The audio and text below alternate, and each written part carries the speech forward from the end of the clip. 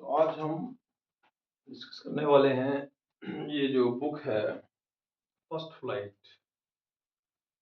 First flight नाम की जो ये बुक है इंग्लिश में जो आती है फर्स्ट फ्लाइट करके, इस बुक के बारे में अब हम चर्चा करेंगे। How two means right question answer and learn English. At last हमें इंग्लिश ही सीखनी होती है। तो ये चैप्टर है a letter to God.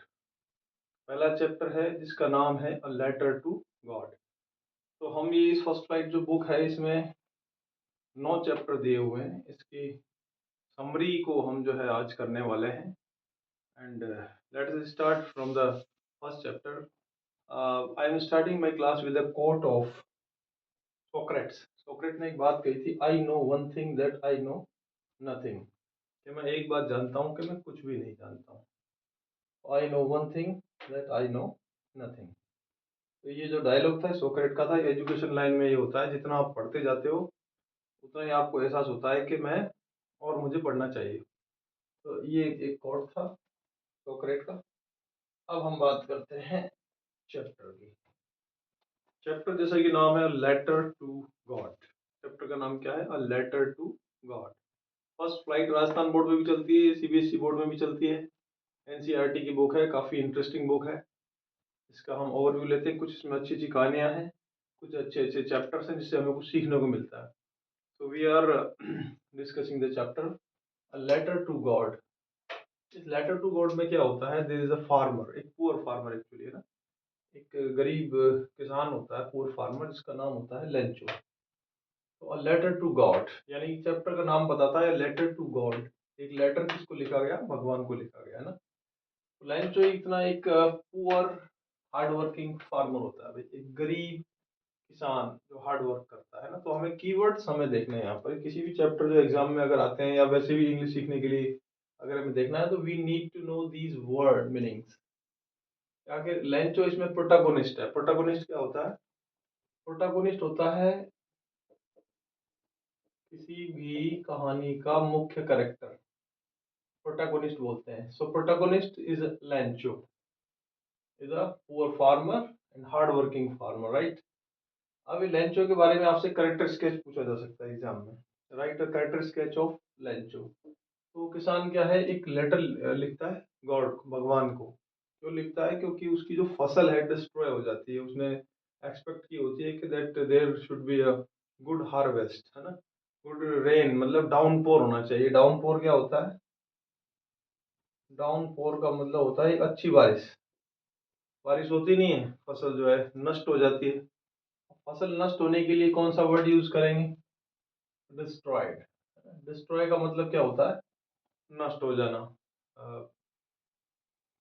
Destroyed his harvest, ठीक है ना। तो वो जो पूर जो फार्मर होता है उसकी फसल क्या हो जाती है? हार्वेस्ट क्या हो जाती है?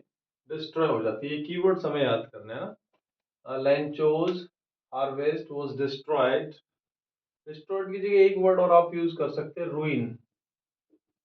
रूइंड। रूइन का मतलब भी होता है बर्बाद हो जाना। तो उसकी फसल क्या हो जाती है? रूइंड हो जाती है। आपसे ऐसे पूछ सकते हैं कि सिनोनिम ऑफ डिस्ट्रॉयड, तो आप रूइन लिख देंगे। So the protagonist Lancho's harvest was destroyed in the by the hailstorm. Hailstorm क्या होता है? Hailstorm होता है जो ओले पड़ते हैं उसके कारण, hailstorm। Hailstorm के कारण फसल जो है उसकी नष्ट हो जाती है। Hailstorm मतलब ओलावृष्टि। और वो और उसका जो परिवार है अब क्या खाएगा, ये इनके साथ समस्या होती है। तो वो भगवान में क्या करता है? Extreme faith in God. Lencho had extreme faith in God, यानी कि उसको पूरा भगवान पर भरोसा था, एक्सट्रीम फेथ था। तो एक्सट्रीम फेथ को और हम क्या क्या कह सकते हैं? इतना पक्का विश्वास था कि भगवान मुझे देगा। तो एक्सट्रीम फेथ इन गॉड है ना। अनशेकेबल फेथ यानी जिसको हिलाया ना जा सके। अनशेकेबल फेथ मतलब एक फर्म, पक्का विश्वास। फर्म फेथ, फर्म का मतलब भी पक्का होता है। आप इसको अनवेवरिंग फेथ भी कह सकते हो। These are the words to be learn by us. Okay, एक तो ये वर्ड हो गया, अनशेकेबल फेथ हो गया, फर्म फेथ हो गया, अनवेवरिंग है ना। इतना पक्का विश्वास था। तो वो क्या लिखता है? एक लेटर लिखता है, किसको? गॉड को। तो अनएक्सपेक्टेड जो हेल स्टॉर्म है, जिसकी उसने एक्सपेक्ट नहीं की थी, ये वर्ड याद रखेंगे। और Lencho was expecting a decent harvest. Decent का मतलब ठीक ठाक, बढ़िया, अच्छी खासी हार्वेस्ट की उसने एक्सपेक्ट कर रखी थी। उसको स्ट्रॉन्ग बिलीफ था गॉड में। उसने एक लेटर लिखा, और ये जो राइटर है हमारे जीएल फ्यूंटस, जीएल फ्यूंटस, ये हमारे मैक्सिको के राइटर हैं। मैक्सिको क्या है, एक यूनाइटेड स्टेट्स अमेरिका में, अमेरिका पार्ट है। यहाँ की करेंसी होती है पैसोस। तो वहाँ उसको, लैंचो को चाहिए होते हैं 100 पैसोस। कितने चाहिए होते हैं? 100 पैसोस। तो एक लेटर लिखता है, गॉड करके उसके ऊपर लिख देता है कि भगवान मुझे 100 पैसोस दो। आप जानते हो that you know very well that my entire crops has been destroyed by the hailstorm. ऐसे करके लेटर लिख के, अब वो लेटर जाता है किसके पास? Post master. सबसे पहले तो उसको पोस्टमैन देखता है लेटर को, पोस्टमैन। फिर वो पोस्ट मास्टर के पास लेके जाता है, और पोस्ट मास्टर जो है हंसता है पहले तो। फर्स्ट ही लाफ्स के, देखो बताओ क्या लिख रखा है गॉड। तो उसको दया आ जाती, पहले तो ये हंसता है। पोस्ट मास्टर एक कैसा आदमी होता है, एक जॉली नेचर का होता है। जॉली का मतलब हो गया हंसमुख स्वभाव का होता है, फ्रेंडली, दोस्त की तरह होता है। दोस्त की तरह व्यवहार करने को क्या बोलते हैं? एमिएबल। ये वर्ड याद रखेंगे, एमिएबल। तो दोस्त की तरह व्यवहार करता है, उसका माइंड बहुत जॉली नेचर का होता है। ये पहले तो हंसते हैं, फिर बाद में सीरियस हो जाता है पोस्ट मास्टर। पोस्ट मास्टर कैसा आदमी होता है? काइंड हार्टेड होता है भाई, काइंड हार्टेड, दयालु होता है। और वो 100 पैसों की बजाय अपने स्टाफ से कलेक्ट करवा लेता है टोटल 70 पैसों। 70 पैसों कलेक्ट हो जाते हैं, जब बाद में वो फिर पर जो है लंचो लिख करके और लेटर उसमें डाल देता है। अगले दिन संडे को आता है लंचो, पोस्ट ऑफिस में कहता है भाई मेरा लिफाफा आया है क्या? तो वो कहते हैं हाँ आया है। लिफाफे में कितने मिलते हैं उसको? 70 पैसों मिलते हैं। 70 पैसों मिलते हैं, तो वो सोचता है कि भाई भगवान तो गलती नहीं कर सकता, भगवान तो पूरे 100 पैसों भेजे होंगे। ये जो पोस्ट ऑफिस के जो ये लोग हैं, इन्होंने जरूर कुछ जो है गड़बड़ किया है। तो वो उनको कहता है bunch of crooks. लैंचो post office के स्टाफ को कहता है बंच ऑफ क्रूक्स, यानी कि बेईमानों का समूह। इन लोगों ने जरूर मेरे पैसे खाए हैं, 30 पैसों। और वो फिर एक पेपर लेता है, वापस लेटर लेता है, और उसमें लिखता है कि भगवान इस बार, नेक्स्ट टाइम आप मुझे पोस्ट ऑफिस से पैसे मत भेजना। तो इसको आयरनी कहते हैं। आयरनी क्या होती है? आयरनी का मतलब होता है जिस लोगों ने उसकी मदद की वो उन्हीं को बेईमान बता रहा है।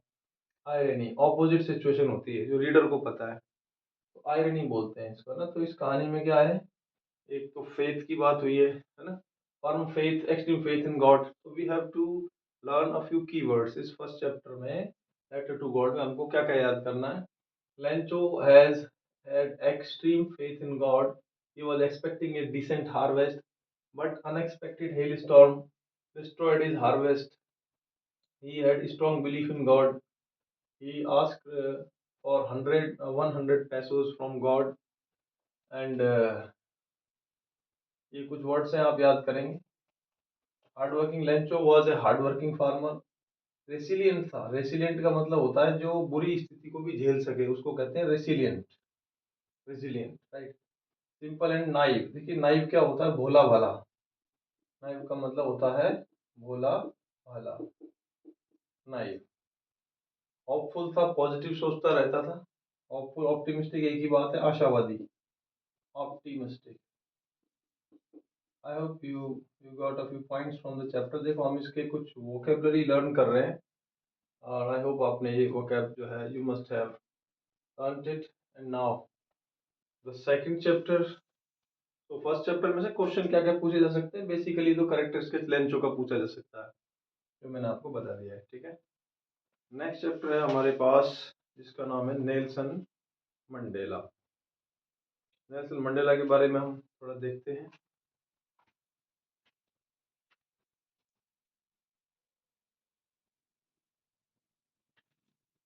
नेक्स्ट हमारा चैप्टर है नेल्सन मंडेला। नेल्सन मंडेला, जैसे कि आपको दिखाई दे रहा होगा, नेल्सन मंडेला सेकंड चैप्टर, ये फर्स्ट फ्लाइट बुक का है। नेल्सन मंडेला का देखो बेसिक बातें हमको मालूम होनी चाहिए। पहला तो इसका पूरा नाम क्या था, नेल्सन मंडेला कौन थे। जैसे हमारे भारत में महात्मा गांधी थे, सेम ऐसे ही नेल्सन मंडेला नाम के एक महापुरुष हुए, साउथ अफ्रीका, राइट। सो नेल्सन मंडेला, नेल्सन मंडेला, इसमें क्वेश्चन देखो, पहली बात तो ये क्वेश्चन चाहे कुछ भी पूछा जाए, but the main thing is we must know the basic things about this chapter. What was the story of Nelson Mandela? Long walk to freedom. Long walk to freedom. Freedom की तरफ long walk. Long walk का मतलब क्या है, उन्हें काफी लंबा चलना पड़ा, यानी 30 साल वो जेल में रहे। First thing, he was kept in prison. Prison में रहे थे नेल्सन मंडेला फॉर 30 इयर्स। 30 साल जिंदगी के बहुत समय होता है, 30 इयर्स तक तो ये प्रिजन में रहे। अफ्रीका, साउथ अफ्रीका के अंदर, साउथ अफ्रीका में एक रंग के आधार पर इनका डिस्क्रिमिनेशन होता था। मतलब डिस्क्रिमिनेशन मीन्स होता है भेदभाव करना, जाति के आधार पर, रंग के आधार पर, कलर के आधार पर। तो रेशियल डिस्क्रिमिनेशन होता था वहां पर, रेशियल डिस्क्रिमिनेशन। गोरे और काले में मतलब बहुत ज्यादा भेद होता था। इसके लिए आप एक वर्ड और यूज कर सकते हैं, दैट इज प्रेजुडिस। प्रेजुडिस की प्रॉब्लम वहां पर थी। पूर्वाग्रह, पहले से ही जो है अलग अलग भेद कर देना कि भाई ये तो नीचे है, ये हम ऊंचे हैं, we are the supreme and they are the inferior. तो इस तरीके की जो बातें हैं ये साउथ अफ्रीका में होती थी। नेल्सन मंडेला की पार्टी का नाम था अफ्रीकन नेशनल कांग्रेस, और इन्होंने इन चीजों का बहुत विरोध किया। अपार्थीड बोलते हैं जिसको, अपार्थीड का इन्होंने बहुत विरोध किया। क्वेश्चन बनता है व्हाट इज अपार्थीड। अपार्थीड क्या है? Apartheid is a political system that separates people according to their race. ये इसमें मेन पॉइंट है। और नेल्सन मंडेला और क्या क्या थे ये हम समझते हैं। नेल्सन मंडेला क्या क्या थे? नेल्सन मंडेला देखो एक फिलैंथ्रोपिस्ट थे। पॉलिटिशियन तो थे ही। पॉलिटिशियन का मतलब क्या होता है? पॉलिटिशियन मतलब राजनेता। पॉलिटिशियन थे क्योंकि अफ्रीकन नेशनल कांग्रेस पार्टी के मेंबर थे वो, और पहली बार ये जीते थे। इसमें न्यूज भी आई थी, ये 10 मई 1994 को, यानी 10 मई 1994 को पहली बार first black president of South Africa Nelson Mandela थे। ये मोटी मोटी बातें हैं। पॉलिटिशियन थे, एक एक्टिविस्ट थे, समाज के लिए काम करते थे, एक्टिविस्ट, और फिलैंथ्रोपिस्ट। फिलैंथ्रोपिस्ट क्या होता है? जो मानवता के लिए, जो एक तरीके से मानवता को प्यार करता है, इंसान को, मतलब इंसानियत होती है जिसके अंदर, उसको बोलते हैं फिलैंथ्रोपिस्ट। फिलैंथ्रोपिस्ट भी थे, है ना। तो ये नेल्सन मंडेला है। नेल्सन मंडेला ने एक बहुत अच्छी बात कही थी। नेल्सन मंडेला ने कहा था कि man's goodness is a flame. Man's goodness, इंसान की जो अच्छाई है, man's goodness is a flame, इंसान की अच्छाई एक आग की तरह है, that can be hidden, that can be hidden but never extinguished, never extinguished. ये था, कभी ये बुझाई नहीं जा सकती है, खाली छुपाई जा सकती है। एक आग की तरह होती है इंसान की अच्छाई, जिसको आप, that can be hidden but never extinguished, जिसको समाप्त नहीं किया जा सकता, ऐसा इनका कहना था। तो Nelson Mandela is a good chapter. Nelson Mandela के लिए हम कौन सा वर्ड यूज करेंगे? एक वर्ड है रेसिलियंट, SILIENT। रेसिलियंट का मतलब होता है जो कठिन से कठिन परिस्थिति को झेल सके। 30 साल जेल में रहना, it is not a simple task. तो रेसिलियंट थे, बहुत ज़्यादा ये फ्लेक्सिबल रहे हैं, बहुत ज़्यादा झटके इन्होंने लाइफ के झेले हैं, उसके लिए ये वर्ड आता है रेसिलियंट। इसको फ्लेक्सिबल भी कह सकते हैं। फ्लेक्सिबल रहे, बहुत ज़्यादा इन्होंने जो है सहन किया है, बर्दाश्त किया है, इसके लिए वर्ड आता है रेसिलियंट। क्वेश्चन इसमें बनते हैं, what are the two obligations according to Nelson Mandela. Nelson Mandela के अकॉर्डिंग दो कौन कौन से ऑब्लिगेशन है, मजबूरियां या एक तरीके से कर्तव्य है। तो first is for his country and second for his family. तो 2 टाइप के ऑब्लिगेशन इसमें बताए हैं, ठीक है। तो that was about Nelson Mandela. Next है the 2 stories about flying.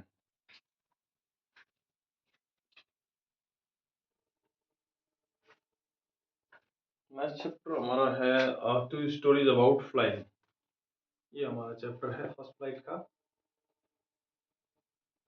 2 stories about flying काफी मोटिवेशनल टाइप का चैप्टर है, अच्छा चैप्टर है, इसको हम देखते हैं। इसमें 2 स्टोरीज अबाउट फ्लाइंग में पहला चैप्टर है फर्स्ट फ्लाइट। जैसे किताब का नाम भी क्या है, फर्स्ट फ्लाइट। फर्स्ट फ्लाइट से आपको समझ में आ जाना चाहिए कि पहली उड़ान। फर्स्ट फ्लाइट, फर्स्ट फ्लाइट का मतलब हो गया पहली उड़ान। ये फर्स्ट फ्लाइट जो चैप्टर है यहाँ पर इसमें आता है his first flight. His first flight इसमें क्या है, शॉर्ट में मैं बताता हूँ। लायन ओ फ्लाहर्टी, ये राइटर का नाम है। इसमें क्या है, एक यंग सीगल होता है। कौन होता है, यंग सीगल। सीगल क्या होता है, एक समुद्री एक पक्षी होता है यंग सीगल, ठीक है। यंग सीगल अपनी पहली उड़ान कैसे भरता है उसके बारे में बताया गया है, ठीक है। इसमें ये बताया गया है कि how to overcoming fears of life, है ना। ओवरकमिंग, ओवरकम का मतलब क्या होता है, ओवरकम फियर्स ऑफ लाइफ, यानी जिंदगी में हमें जीने के लिए जो बहुत से काम में है उसमें डर पर हमें विजय पानी होती है। ओवरकम फियर्स ऑफ लाइफ, जिंदगी के परेशानियों को काबू करना, प्रॉब्लम्स को, है ना। और इसमें ये भी है कि सेल्फ डाउट और फियर ये हमारी लाइफ में बैरियर का काम करते हैं। सेल्फ डाउट, अगर आपको खुद के ऊपर सेल्फ डाउट हो गया कि भाई मैं एक काम कर सकता हूँ या नहीं, तो आपको प्रॉब्लम होगी। सेल्फ डाउट, कितना अच्छा इसमें मैसेज दिया गया है। Self doubt and fear, self doubt and fear क्या होते हैं, act as barriers to success. Act as barriers, barrier का मतलब होता है बाधाएं। Barriers of, barriers to success, ये इसका मेन पॉइंट है इस चैप्टर का। यंग सीगल कैसे कैसे जो है, एक तरीके से वो कायर टाइप में होता है, कावर्डली। कायर के लिए आप एक वर्ड यूज करेंगे, कावर्डली। कावर्डली का मतलब होता है कायर, डरपोक। आप इसके लिए एक वर्ड टिमिड भी यूज कर सकते हैं। तो कायर था वो शुरुआत में ना, बट हिज फैमिली का जो एक योगदान था, कंट्रीब्यूशन सपोर्टिव था। यंग सीगल पक्षी की जो फैमिली थी वो सपोर्टिव थी। फैमिली कैसी थी, सपोर्टिव। उन्होंने उसको सपोर्ट किया, उसकी मदर ने उसको ललचाया, टेम्प्ट किया, and try he made his first flight. तो उसके संघर्ष की कहानी, कैसे कैसे उसने जो है फैमिली ने उसको सपोर्ट किया, कैसे कैसे वो ऊंचाई से पानी में गिरने से डरता है, लेकिन वो सोचता है that he thinks that his wings will not support his entire body, so finally he uh, has to do something to gain something। वो कहते हैं नो पेन नो गेन। यहाँ पर एक कहावत आती है, नो पेन नो गेन। कोई पेन नहीं, कोई गेन नहीं, कोई कोशिश नहीं, कुछ प्राप्ति नहीं। तो ये यहाँ पर आप यूज कर सकते हैं इस प्रॉवर्ब को। लास्ट में वो अपनी जो है फर्स्ट फ्लाइट बनाता है और खुशी जाहिर करता है। तो ये कुछ इसमें था। नेक्स्ट चैप्टर हमारा आता है द ब्लैक एरोप्लेन। तो ब्लैक एरोप्लेन में क्या होता है, एक पायलट होता है। ये एक मिस्ट्री के ऊपर है chapter. The black aeroplane is about, the black aeroplane इसका सेकंड पार्ट है। The black aeroplane, black aeroplane में क्या होता है, एक पायलट होता है। पायलट का एक डाकोटा नाम का एक प्लेन होता है, तो नाम होता है DS-088। DS-088 ये एक Dakota, it is a kind of plane. Plane होता है एक, है ना। उड़ा के ले जाता है अकेला ही, मॉर्निंग में ना। इंग्लैंड जा रहा होता है फ्रांस से, तो इंग्लैंड में जा रहा होता है, तो बीच में ना एक तूफान, स्टॉर्म आ जाता है। तूफान को क्या बोलेंगे, एक डार्क स्टॉर्म आ जाता है ना। एंड ही बिकेम कंफ्यूज, क्या करूं। तो ही फाइनली एक हिम्मत वाला उसने काम किया, करेजियस। पेट्रोल वो सब डीजल जो भी उसमें था वो कम होने लगा and he started means panic. Panic मतलब एक डर का माहौल बना। But he did not give up, उसने हिम्मत नहीं हारी and he was a courageous person, bold person and उसने he entered the into the तूफान जो होता है उसमें direct he entered his plane Dakota and he his जो कंपास वगैरह है वो सारे काम करने बंद कर दिए। Finally he got another plane uh, to a few distance and वो प्लेन को देख करके he just obeys him, the pilot of that plane, and he finally landed his plane successfully and went to thank the pilot of the another aeroplane, but there was no any another plane। इसमें एक mystery है, इस कहानी को खत्म किया गया एक रहस्य के साथ, मिस्ट्री के आखिर वो कौन था इसने इसकी मदद की थी। ये जो है कहानी थी द ब्लैक एरोप्लेन तरीके से।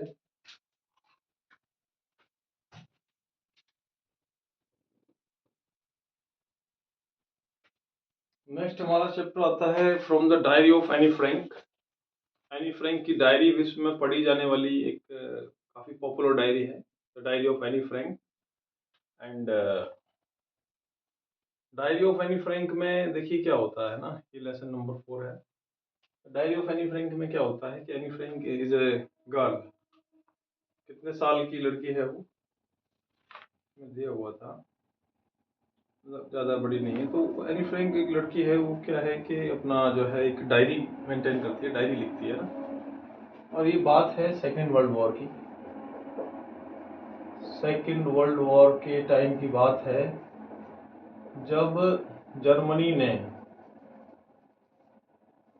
नीदरलैंड पर अटैक कर दिया था भाई। हॉलैंड या हॉलैंड बोलते हैं इसको। नीदरलैंड पर जर्मनी मतलब हिटलर का जो शासन था 1945 में, सेकेंड वर्ल्ड वॉर खत्म हो गया था 1939 टू 1945। जो सेकेंड वर्ल्ड वॉर हुआ था उसमें जर्मनी का जो तानाशाह था Hitler,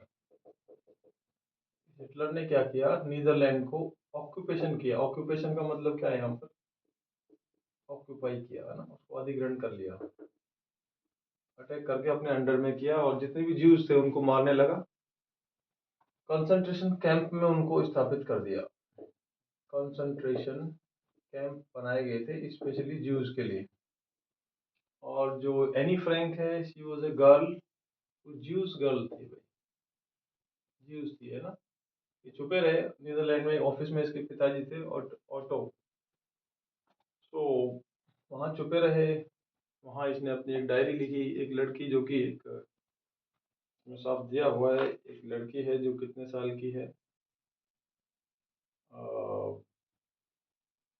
13 year old school girl, 13 साल की एक लड़की। ये बोलती है paper has more patience than people. और ये एक पूरे वर्ल्ड में क्या है, एक अकेला महसूस करती है ना, शी फील लोनली। हालांकि बहुत से लोगों के बीच में रहती है but still she feels lonely. तो she can not confide in others. Confide in का मतलब होता है अपनी बात को बताना, कन्फाइड इन करना, रहस्य को बताना। ये लड़की क्या है, अपनी सारे जो बातें हैं जो ट्रस्ट करने वाली, हर किसी को नहीं बता सकती है। तो she finds her solace, solace मतलब एक तरीके से चैन पाना। She finds her solace in diary. Diary का नाम क्या था, किटी। किटी में इसको क्या मिलते हैं, चैन मिलता है। किटी में लिखती है अपनी सारी बात और फिर ये कहती है paper has more patience than people. ये भी क्वेश्चन पूछा गया है, इसको इलुस्ट्रेट करो, justify statement. Paper has more patience than people. तो पेपर में क्या हम कुछ लिख देंगे तो वो हमसे काउंटर क्वेश्चन नहीं करेगा, बट एक पर्सन को अगर हम कोई बात बताएंगे तो वो हमें काउंटर क्वेश्चन कर सकता है। ये था एनी फ्रैंक का जो टीचर के बारे में बताया गया है कि एनी फ्रैंक का जो टीचर था मिस्टर किसिंग। और मिस्टर किसिंग कैसा था, एक सीरियस टाइप का टीचर था। डिसिप्लिन को ऑलवेज रिक्वायर करता था कि डिसिप्लिन चाहिए। और जो ये एनी फ्रैंक है, Anne Frank was very chatter box kind of person ना, ये बहुत ज़्यादा बातें करती थी। तो मिस्टर किसिंग मैथ्स के टीचर हैं, वो काफ़ी सीरियस थे और उन्होंने इसको पनिशमेंट दिया, एक निबंध लिखो ऐसे। 3 बार में उसको दिया, पहला दिया उसको चैटर बॉक्स पर लिखो, उसने लिख दिया। दूसरा एन इनकॉरिजिबल चैटर बॉक्स, यानी कि एक ऐसा चैटर बॉक्स जिसको सुधारा नहीं जा सकता, इनकॉरिजिबल। तीसरी बार उन्होंने उसको एक पॉइंट दिया, quack quack quack, quack quack quack, sad mistress, quack quack quack, और सैड मिस्ट्रेस चैटर बॉक्स, ये इसको निबंध देता है। फिर तीसरे निबंध के बाद तो क्या होता है, वो जो टीचर है मिस्टर किसिंग, वही चेंज हो जाता है, वो जोक सुनाने लग जाता है, खुद कॉमेडी हो जाता है। क्योंकि इतनी सीरियस कहानी से लिखी थी कि एक बतख था और उसके बच्चे थे डकलिंग्स। डकलिंग्स को उसके बतख ने इसलिए मार दिया उसके फादर ने, क्योंकि वो बहुत ज़्यादा क्वैक क्वैक करते थे। यानी बहुत इमोशनल कहानी लिखती है बहुत ही, और बहुत ही इंटेलिजेंट होती है। तो क्वेश्चन पूछ सकते हैं, राइट अबाउट एनी फ्रैंक। तो आप बताएंगे एनी फ्रैंक कौन थी? एक ज्यूस गर्ल थी। ज्यूस गर्ल कितने साल की थी? 13 साल की, 13 ईयर्स ओल्ड। 13 ईयर्स ओल्ड एक ज्यूस गर्ल थी। बहुत ही सेंसिबल लड़की थी, समझदार। डायरी कोई लिख रहा है तो समझ सकते हो, सेंसिबल थी। इसने अपने टीचर तक को बदल दिया। तो बहुत ही परसुएसिव थी। परसुएसिव का मतलब होता है जो अपनी बात को क्या कर दे, परसुएड कर दे, किसी को मना ले। इंटेलिजेंट थी, sensible, persuasive. Teacher was serious, disciplinarian. So that was the diary of a girl, Jewish girl. Annie Frank.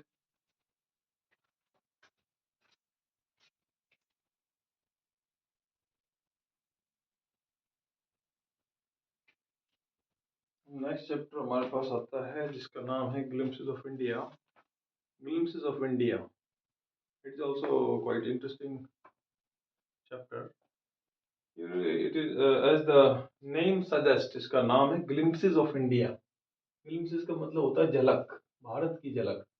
तो भारत हमारा कंट्री, इंडिया, आप सब जानते हैं। समझाने के लिए थोड़ा सा मैं बना लेता हूँ। ये हमारा गुजरात है,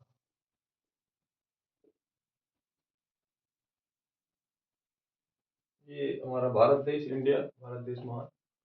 इंडिया में क्या होता है, देखिए, एक तो बेकर फ्रॉम गोवा, महाराष्ट्र, गोवा, यहाँ पर होगा कहीं किनारे पर, गोवा का बीच। आपने गोवा के बारे में सुना होगा।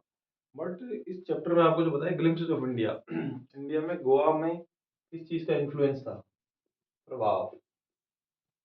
आप गोवा में किसका इन्फ्लुएंस देख सकते हो? तो गोवा में आप देख सकते हो पुर्तगीज का, पोर्तुगीज, राइट।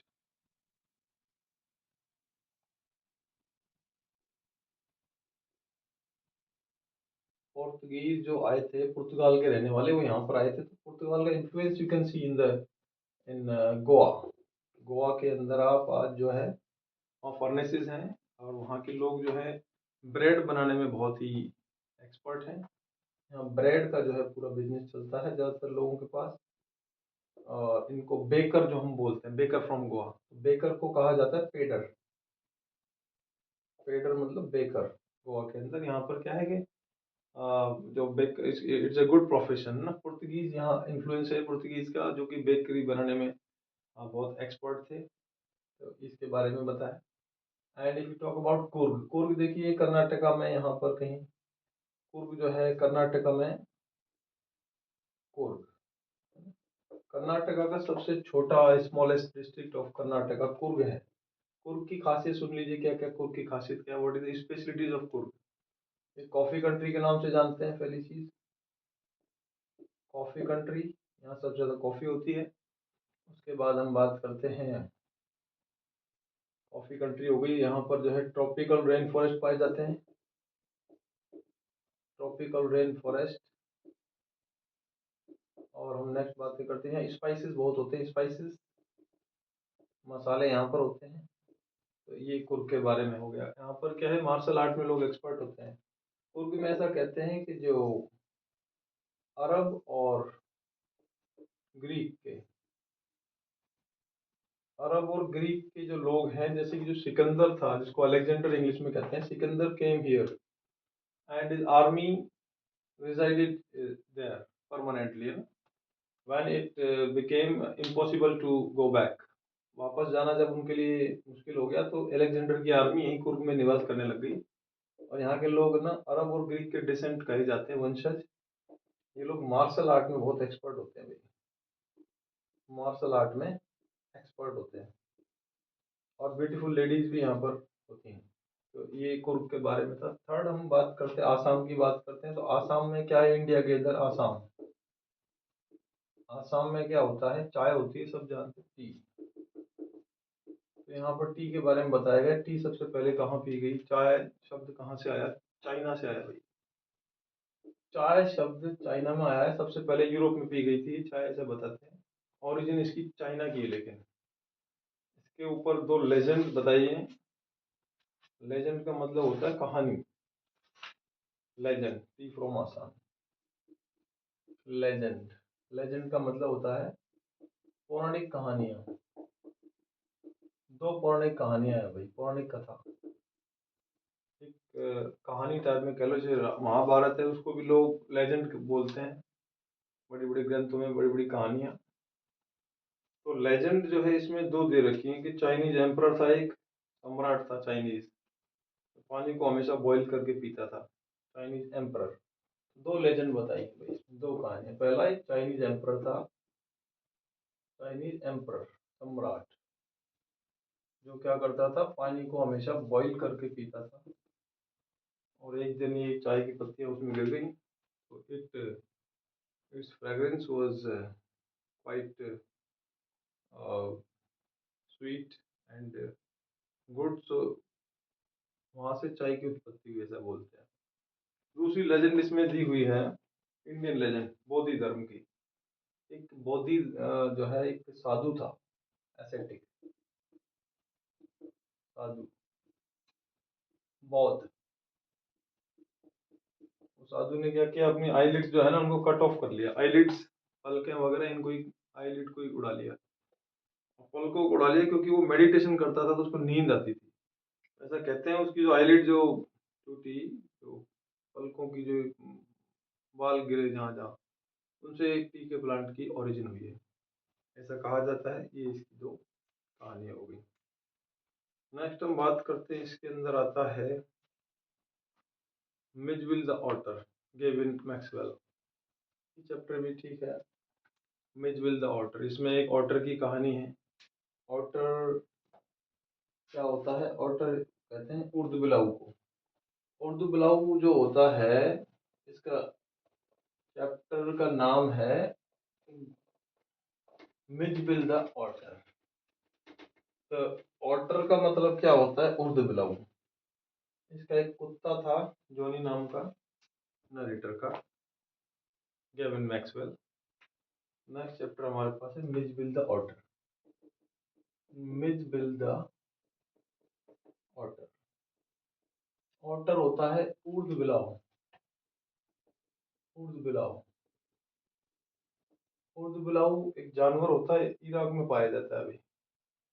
चूहे से बड़ा होता है, खरगोश से छोटा होता है। यहाँ पर जो राइटर है हमारे, गेविन मैक्सवेल, जो गेविन मैक्सवेल हैं, ये स्कॉटलैंड के रहने वाले हैं, स्कॉटलैंड। इनका एक कुत्ता था गेविन मैक्सवेल का, वो मर गया था यूरोप में। इनको इसके फ्रेंड ने सलाह दी कि आप ऐसा करो, ऑटर को पाल लो, ऑटर को टेम कर लो। टेम का मतलब होता है पालतू बनाना। और गेविन मैक्सवेल ने कहा ठीक है, अच्छा आइडिया है। एक बोरे में भर लाए किसको, ऊर्ध्वबिलाऊ, ऑटर को। का नाम इन्होंने रख दिया Mijbil. Fly, a very intelligent creature, otter के बारे में पूछेंगे आपसे, how is the behaviour of otter, what kind of animal it is. Otter क्या है कि एन इंटेलिजेंट क्रीचर है भाई। इंटेलिजेंट का मतलब होता है बहुत ही समझदार क्रीचर होता है ना। ये जैसे तैसे करके जो है प्लेन में उसको लेके जाता है। लंदन में क्या है, लंदन में अलाउ नहीं करते हैं फ्लाइट एनिमल वाली, तो ये दूसरी जगह से होके जाता है। और लंदन में रहता है ये करीब 1 महीना। तो लंदन के लोग जो होते हैं वो अंदाजा लगाते हैं, अंदाजा लगाने को इसने एक वर्ड यूज किया है, स्पेकुलेट करना। स्पेकुलेट,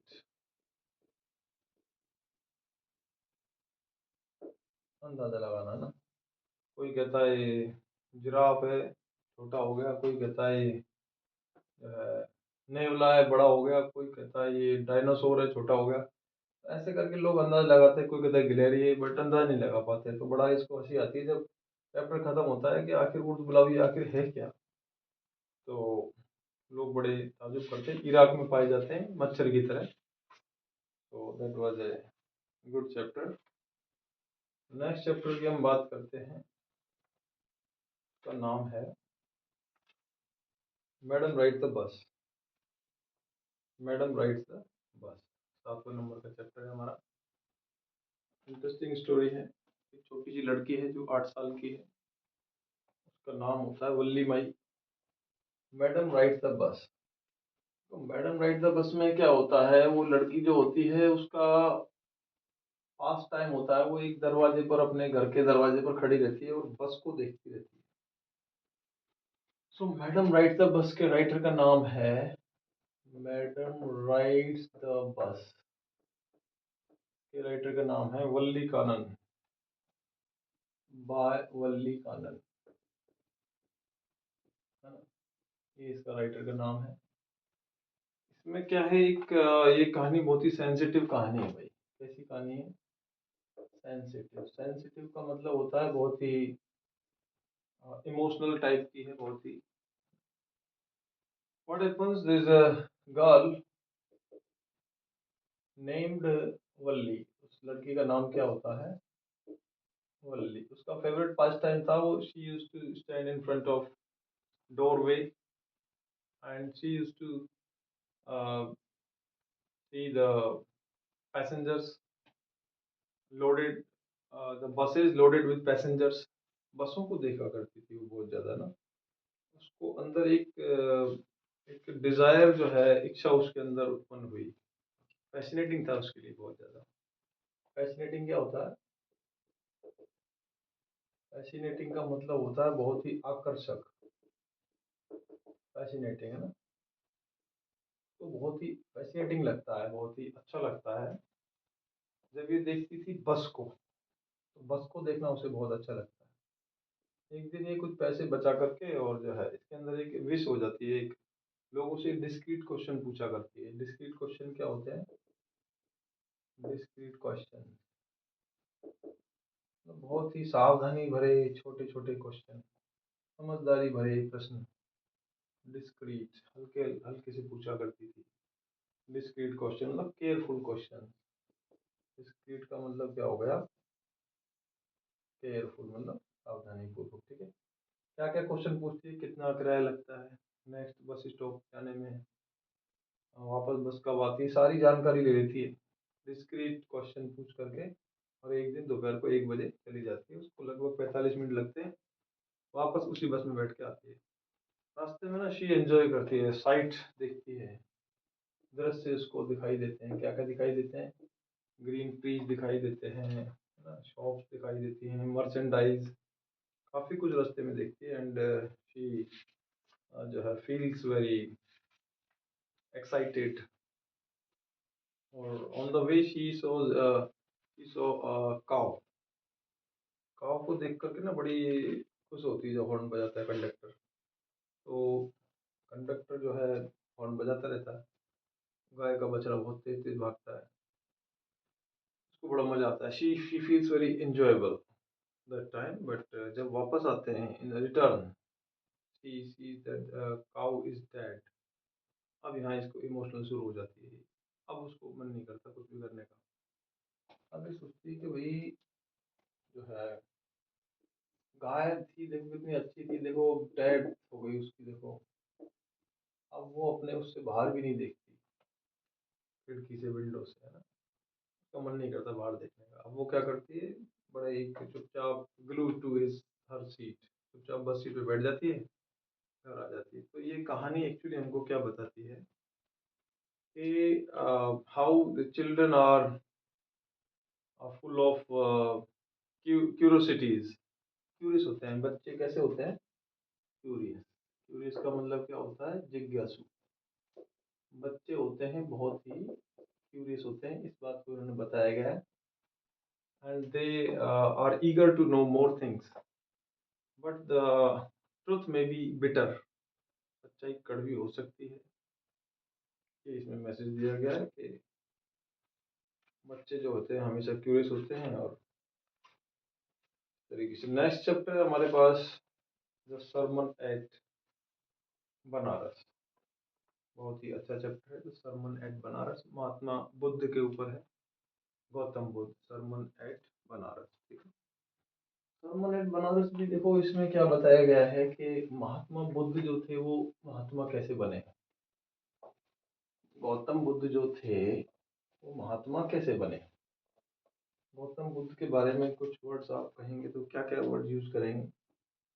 गौतम बुद्ध किस टाइप के आदमी थे, तो गौतम बुद्ध जो थे पहले तो देखिए 563 बिफोर क्राइस्ट, ईसा मसीह के जन्म से पहले है। चैप्टर का नाम है द सरमन एट बनारस। बनारस की स्पेलिंग में थोड़ी ऐसी दे रखी है, बेनारस। द सरमन एट बनारस, सरमन का मतलब क्या होता है, प्रवचन। प्रवचन मतलब जो एक मॉरल टीचिंग कह सकते हो आप इसको। मॉरल टीचिंग का मतलब हो गया कोई अच्छी शिक्षा देना ना। महात्मा बुद्ध ने पहली बार जो प्रवचन दिए बनारस शहर में दिए, उत्तर प्रदेश में। So this chapter is about Gautam Buddha, जिनका बचपन में नाम क्या था, सिद्धार्थ था बचपन का नाम। सिद्धार्थ बचपन का नाम था। एक राजा थे, बड़े किंग थे, प्रिंस, राजा के बेटे। बचपन में वेदों का अध्ययन किया, studied four Vedas, Rigveda, Samaveda, Yajurveda, Atharvaveda, and came back and married princess, राजकुमारी से शादी हुई, एक लड़का हुआ। एंड इन्होंने क्या किया कि एक्चुअली कुछ इन्होंने दृश्य देख लिए। जैसे कि पहले तो इन्होंने देखा एक सिक मैन, एक बीमार आदमी, सिक मैन। दूसरा उन्होंने देखा एक एज्ड मैन, बूढ़ा आदमी,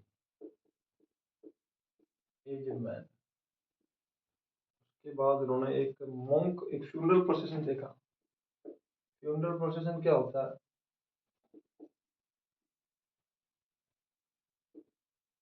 अंतिम यात्रा। को देख के उनका माइंड चेंज हो गया। नेक्स्ट उन्होंने देखा एक मॉन्क। मॉन्क होता है भिखारी, भिखारी बन जाता है, साधु टाइप का जो मांग के खाते हैं, मॉन्क। मतलब भिखारी बैगिंग करते हुए देखा उन्होंने, बैगिंग करते हुए, भीख मांगते हुए। इन सब दृश्यों ने ना उनका माइंड को चेंज कर दिया, ट्रांसफॉर्म कर दिया। किंग प्रिंस टू राजकुमार से वो बन गया एक मॉन्क। उसकी लाइफ में हो गया ट्रांसफॉर्मेशन। ट्रांसफॉर्मेशन का मतलब होता है चेंज हो जाना। एक राजकुमार से बन गया एक मॉन्क। एनलाइटनमेंट प्राप्त करने के लिए एनलाइटनमेंट क्या होता है, ज्ञान प्राप्ति। ज्ञान प्राप्ति के लिए महात्मा बुद्ध जो चल दिए, पेड़ के नीचे बैठे, जिसे बोधि ट्री के नाम से जाना जाता है, वहाँ इन्होंने प्रवचन देना शुरू कर दिया। सरमन प्रवचन को कहते हैं, सरमन डिस्कोर्स भी कहते हैं। पहला प्रवचन ऐसा कहते हैं इन्होंने दिया एक गीता गौतमी नाम की एक लेडी को। ईसा गौतमी। ईसा गौतमी।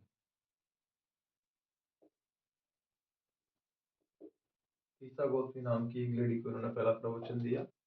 ईसा गौतमी जो है उसका एक एक बेटा था, only son, the only son.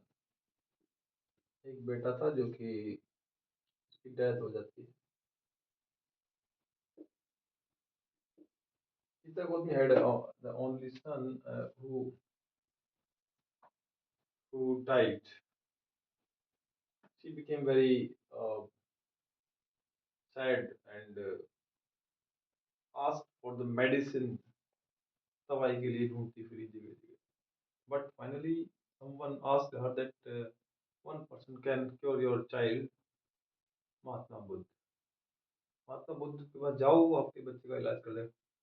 मरे हुए का इलाज तो कोई नहीं कर सकता, लेकिन महात्मा बुद्ध के पास इसको भेजा गया। महात्मा बुद्ध ने कहा ठीक है मैं इलाज कर दूंगा, but you bring some handfuls of mustard seeds, जो सरसों के बीज होते हैं वो लेकर आओ। मस्टर्ड सीड्स, मस्टर्ड सीड्स का मतलब होता है सरसों के बीज लेकर आओ। ऐसे घर से लाओ, from a house where no one died, his parent, friends, relative, इनमें से कोई नहीं मरा हो। तो she search but all in vain, she returned empty handed and said okay now I understood, ऐसा कोई घर नहीं है। बाद में उसको ये समझ में आता है जब वो शाम को देखती है शहर की लाइटें जल रही हैं, फ्लिकर कर रही हैं, बुझ रही हैं। तो वर्ड यूज किया गया है फ्लिकर्ड अप एंड एक्सटिंग्विश्ड। शहर की जो लाइट है वो फ्लिकर्ड, फ्लिकर का मतलब होता है फ्लिकर अप। फ्लिकर अप मतलब एक तरीके से जलना, बुझना, चमकना, और बुझ जाना एक्सटिंग्विश, एक्सटिंग्विश, बुझना। ये वो देखती है तो उसको समझ में आता है जिस तरीके से शहर की लाइट है जल रही है, बुझ रही है, ऐसे ही इंसान का जीवन होता है, जलता है और बुझ जाता है। कोई भी किसी की जिंदगी को रोक नहीं सकता। महात्मा बुद्ध की जो फाइनल टीचिंग यही थी कि कोई भी इंसान परमानेंट नहीं है इस दुनिया में, सबको मरना है एक दिन, दुख से भरा हुआ है ये संसार, ऐसा कहना था महात्मा बुद्ध का। तो महात्मा बुद्ध ने जो कहा वो एक वैसे भी नॉर्मल लाइफ में भी देखा जाए तो सही है। उन्होंने कहा था कि जो बुद्धिमान होते हैं, द वाइज, महात्मा बुद्ध ने कहा था द वाइज यानी कि जो बुद्धिमान लोग होते हैं, the wise do not grieve, do not grieve. Grieve का मतलब होता है दुख करना। बुद्धिमान लोग कभी भी दुख नहीं करते हैं। Grieve knowing the terms of the world, knowing the terms of the world, संसार के नियमों को जानते हैं कि एक दिन जन्म हुआ तो मृत्यु भी होगी। बुद्धिमान लोग ना तो ज्यादा खुश होते ना दुखी होते हैं एक्चुअली। ये उन्होंने बताया कि जैसे कि पके हुए फल को गिरने का खतरा होता है, as ripe fruits are early in danger of falling, तो मॉर्टल्स, मॉर्टल्स क्या होते हैं? इंसान का जो शरीर है वो नश्वर है, मॉर्टल्स, नश्वर,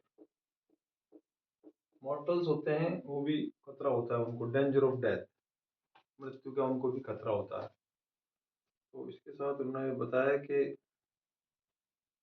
इंसान को कभी भी दुख नहीं करना चाहिए, जो हो रहा है वो पहले से ही तय है, ऐसा कहना है महात्मा बुद्ध का। आप किसी को रोक नहीं सकते हो, किसी की मृत्यु को नहीं रोक सकते हो।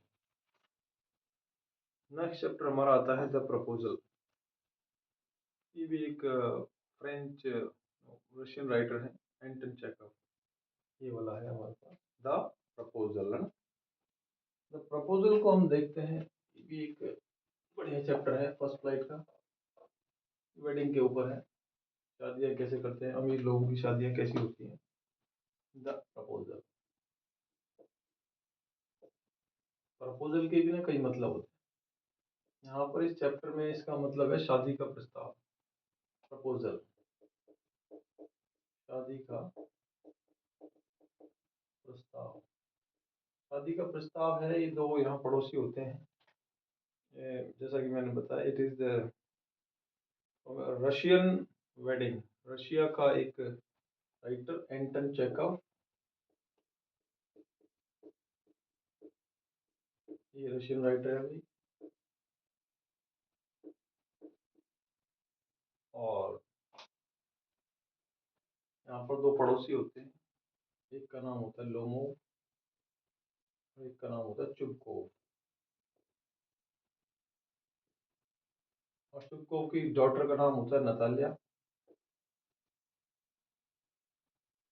तो यहाँ पर देखिए आप क्या होता है इस कहानी में। Actually Anton Chekhov is exploring human nature. इंसान की नेचर को ये बताने की कोशिश कर रहा है कि वेल्दी जो फैमिलीज होती है, वेल्दी, अमीर, वेल्दी फैमिली जो होती है वो किस तरीके से शादियां करती है। प्रपोजल का मतलब खाली शादी के लिए ही नहीं होता है, बल्कि किसी आप बिजनेस का भी प्रपोजल हो सकता है। कोई आप किसी को कोई बात रख रहे हो, वो भी प्रपोजल हो सकती है।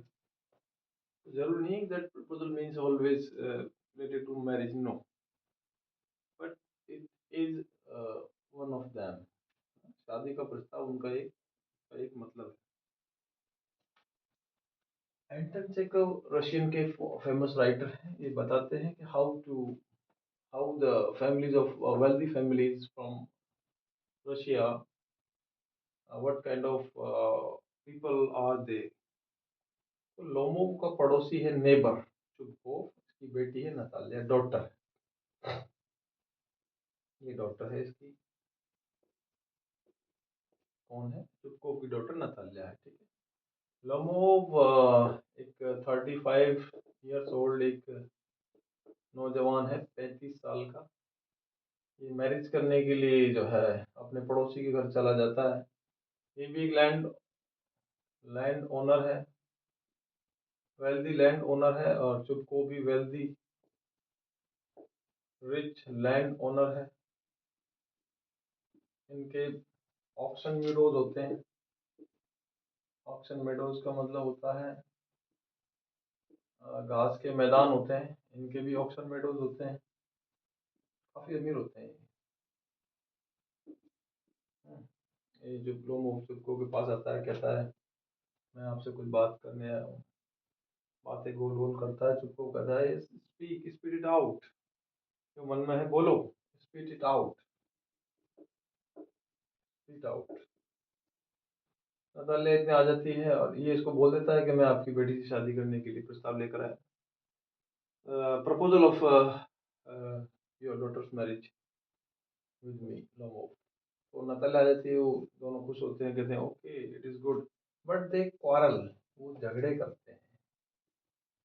क्वारल ओवर ट्रिवियल इश्यूज, छोटी छोटी बातों पर क्या करते हैं, छोटे छोटे मुद्दों पर क्या करते हैं, झगड़ा करते हैं। क्वारलिंग, क्वारल नेचर होता है इनका। किस किस बातों पर झगड़ा करते हैं? पहले तो वो ऑक्शन मेडोज के ऊपर झगड़ा करते हैं। वो कहती है एक्शन मेडोज हमारे हैं, वो कहता है ऑक्शन मेडोज हमारे हैं। काफी देर तक झगड़ा करते हैं। बाद में जब ये झगड़ा सुलझता है, फिर ये कहते हैं कि हमारा जो कुत्ता है हमारा बढ़िया है। कुत्ते का नाम होता है गैस, ब्रांड है भाई, एक स्क्वीजर होता है। वो कहते हैं गैस बेटर है, नतालिया कहती है, वो कहते हैं स्क्वीजर बेटर है। दोनों में झगड़ा होता है। फाइनली दोनों का जो है प्रपोजल हो जाता है, मैरिज की जो है वो राजी हो ही जाते हैं। तो it is actually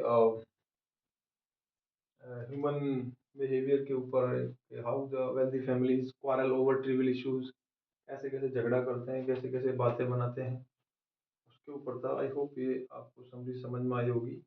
first flight book हमने, I have tried my best to summarise this book, because कई बार क्या हमें शॉर्ट में एक बेसिक जानकारी के लिए भी थोड़ा बहुत देखना होता है, तो वो आई have tried my best. I hope you will like it. Thanks for watching.